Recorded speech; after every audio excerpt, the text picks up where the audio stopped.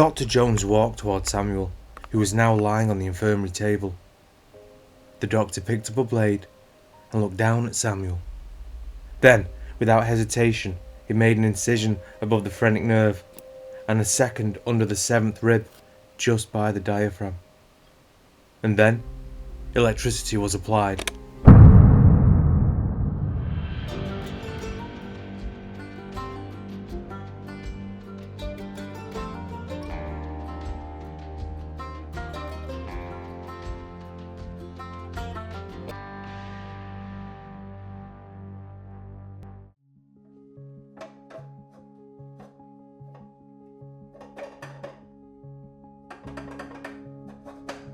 Friday, 21st of March, and 27-year-old Betty Shawcross, a servant in the household of Mr. Murray of Woodley, had raked out the fire and stacked the kindling ready for the next one later that day. She stood dusting herself down and picked up the ash bucket, making her way to the back of the house and outside, across the yard and round the back of the stables, and dumped out the ash in a heap and then looked around. When she saw that she was alone, her left hand slid into her pocket and pulled out a lock of hair. Betty smiled. She'd needed the work, so her daughter had to live with Betty's parents. She placed it back in her pocket next to an envelope. Later that day, Betty saw a young man at the end of the lane. He was waiting. She rushed out of the house and made her way down to him, handing him the letter from her pocket. He glanced down at it while Betty spoke. To Samuel Fallows. This has to be handed to the plough in Stockport. Only give it to Anne Hickman, the landlady. He said this would be fine, and he went on his way, leaving Betty to walk back up the path to the house. The next morning, Betty went out to the stables to feed the animals. She'd put down the bucket and used both hands as the door was so stiff in the frame. She picked it back up and walked inside, talking to the horse as she did so.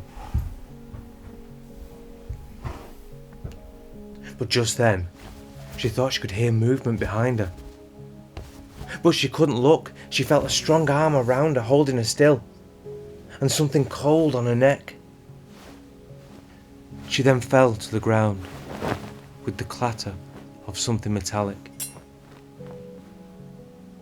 A little later, about 10 o'clock in the morning of Saturday the 22nd of March, another servant went looking for Betty. Her body was found on the floor, surrounded by blood. The screaming maid ran back inside the house and constables were sent for. On investigation, it was found there was bruising and her throat had been cut. A bloody razor with a nick in the blade lay close by, which also had a loose rivet in the handle.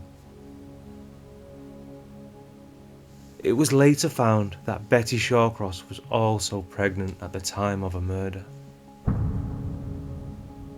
The following day, John Staveley Barrett, a Stockport police constable, went to see the alleged father of Betty's baby and break the news of what had happened to a Mr. Samuel Fallows of Bramhall Green, 25 years old, who was a well-regarded farmer in the area and was the youngest of 11 children from a respectable family.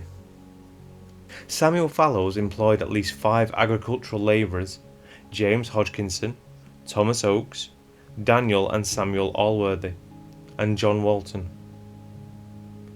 and a maid, Esther. While the constable waited to speak to Samuel, he learnt from one of the labourers, James Hodgkins, that Samuel wasn't home all night. And when talking to him, the constable felt something about him was just off, and placed Samuel under arrest. When questioned, Samuel had said he'd been out all night, and when he was asked where, he sighed and said that after work he had walked to Toft, which was about 13 miles away, to see Mary, a girl who was pregnant. But it was raining, so he had to turn back at Mobberley, about 3 miles short of Toft. He said he got back around 2 a.m. and slept in the hay in an outbuilding to avoid waking people. The officer thought that this was a convenient tale, so asked Samuel about the clothes he was wearing yesterday, as the killer must have been covered in blood. To this, Samuel said that he had lost some of his outer clothes, which he said he had put on a hedge to dry after the rain, and he said he gave his leggings to a beggar. The constable then asked Samuel about Betty's letter that was sent to him at the plough. Now this was enough for the constable, and Samuel was held in a cell to await his trial. At Chester, on Friday the 11th of April 1823, before the Lord Chief Justice Charles Warren, the trial of Betty Shawcross's murder started, and was a lengthy one by the standards of the time, calling 17 witnesses and lasting from 9 a.m. to 4:30 p.m. The trial established that the day before Betty was murdered, Betty had arranged for a letter addressed to Samuel Fallows to be hand-delivered to the plough in Stockport, with instructions to give it to Fallows if he called in, which he did. Fallows had read the letter without any comment, and witnesses later saw him heading in the direction of Bredbury and Woodley, where Betty lived and worked. Fallows had subsequently told Barrett, the arresting officer, that he had burned the letter, and all it had said anyway was Betty wanted to see him and was seeking money from him for the support of a child of his that she bore to him some 4 years before, and she said that he owed her 10 or 12 shillings. The officer also said that Samuel claimed that he had not been to Woodley since January, when Betty had told him she had another sweetheart. However, the prosecution said that this was nonsense, as Betty had told people that they would be married secretly in Manchester. Samuel didn't react or look surprised. The prosecution called Captain Price Humphreys, who testified that a young servant of his, Mary Copes, had left his employment on the 9th of January due to being pregnant, and had identified Samuel Fallows as the father. And they were to be married. The banns had been read, but the day before the wedding, Fallows had changed his mind. In his capacity as magistrate, Captain Humphreys had demanded Fallows to explain himself, and of his abandonment of Mary. But Samuel would make no comment. And it was Mary, the girl, 13 miles away in Toft, whom Fallows said he had set off to see on the night of Betty's death. However, Samuel shared his bedroom with two of his labourers, James Hodkinson and Thomas Oakes, and neither of them had seen Fallows the night of the murder, and no one had seen him at breakfast on the Saturday morning. Furthermore, James Hodgkinson went on to identify the razor found at the murder scene as having the same distinctive features, the nick in the blade and the loose rivet, as the one seen on Samuel's razor. And James Hodgkinson thought they were one and the same. The clothes the accused had been wearing on Friday evening were missing, and Fallows had told the constable that he had given the leggings to a beggar on Saturday afternoon, and the rest of the clothes were left on a hedge because they had been soaked with the rain. But the prosecution claimed it was more likely that these clothes were soaked in innocent blood, as not a single person in the area had seen any wet clothes drying on a hedge. And more damning, James Ridgway, a boy who lived locally with his father, testified that on 7 a.m. on Saturday morning he had seen the accused by a Woman's Croft Bridge that spans over the Ladybrook stream, hardly 200 yards from the accused's farm, and said Samuel had stared at him for a few moments before turning and running off along the stream in the opposite direction of his own farm. It was 10 o'clock before any witnesses could say they saw Samuel Fallows on his farm, despite him sharing his room with two other men.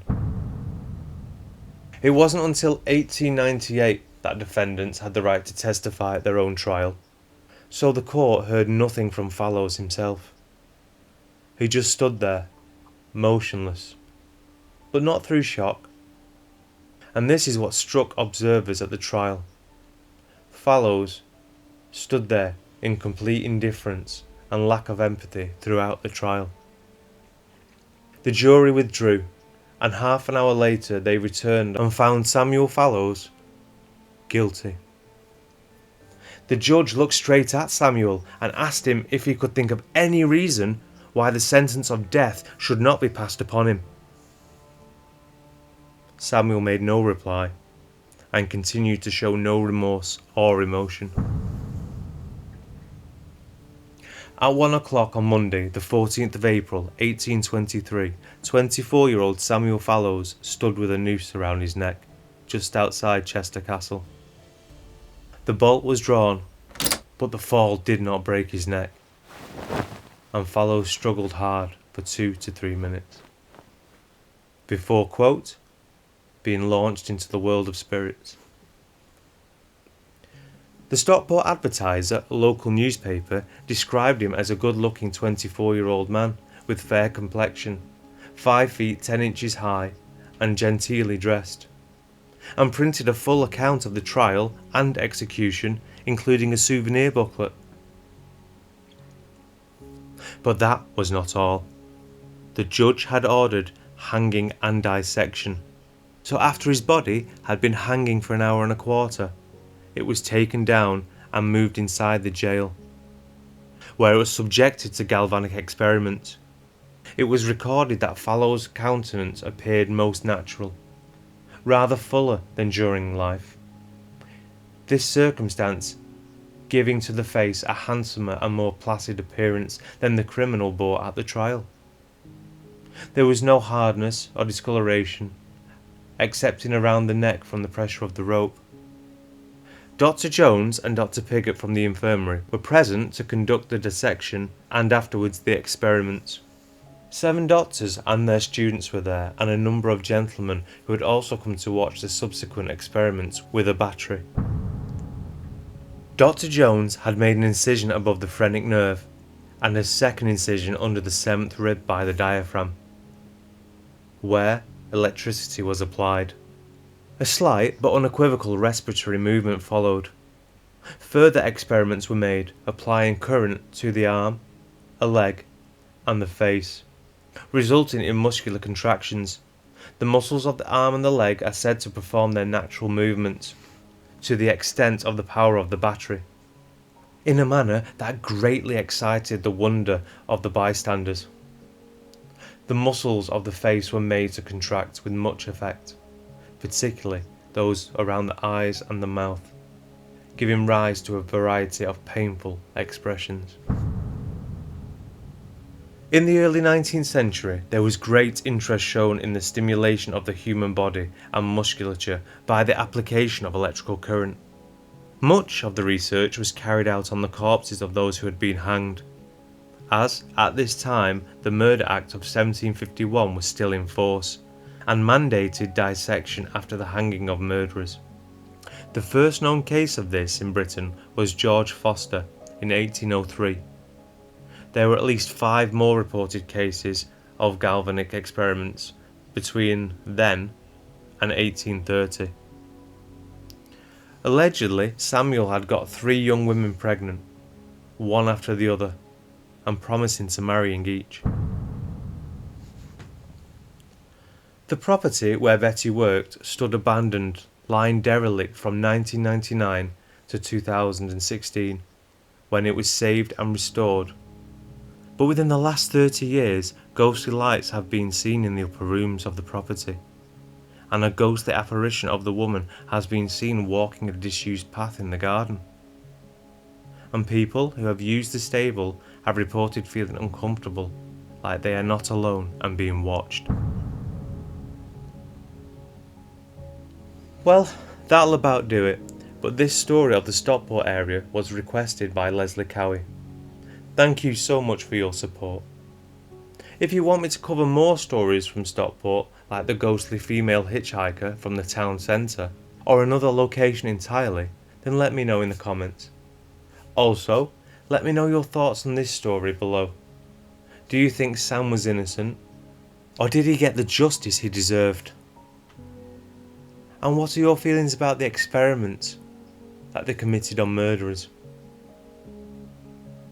Let me know in the comments below. Thank you for your support, and take care.